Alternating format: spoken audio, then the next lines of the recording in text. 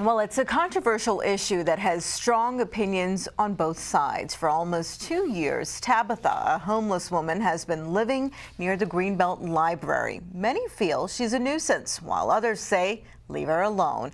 Now, 2 residents have started 2 separate petitions in hopes of solving the problem. Her name is Tabitha, and for the last 2 years, this has been her home. Benches in front of City Hall and the Greenbelt Library. Even if she's not there, her belongings, a sleeping bag, some clothes, are all left out in the open. She's very smart. She's very polite. Every time I talk to her, she says, "Thank you." I think that she should have to be moved. I don't know why she's here. Her presence has created a rift between longtime Greenbelters who have different opinions. One resident, Justin Baker, recently started a petition calling on the city council to enact an anti-loitering and anti-camping code, which, if passed, would allow law enforcement to give citations and criminalize those who violate the rules. In the petition, Baker says residents have witnessed things like full-body bathing at public restrooms, long-term makeshift camps, public urination, and more. On Facebook, there are hundreds of comments on the Greenbelters page regarding the issue. Some residents say they can't sell their homes because buyers simply don't want to see this.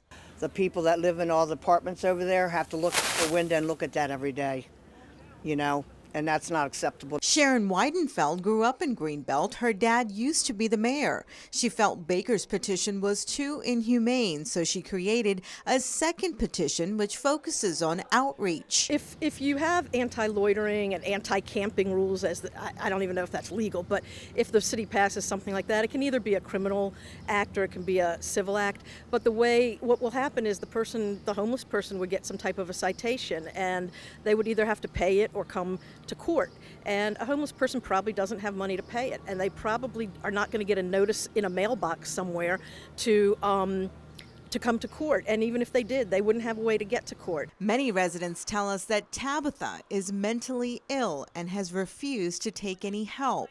We tried speaking to her, but she was not interested. Tabitha, can we talk to you? You're violating my rights.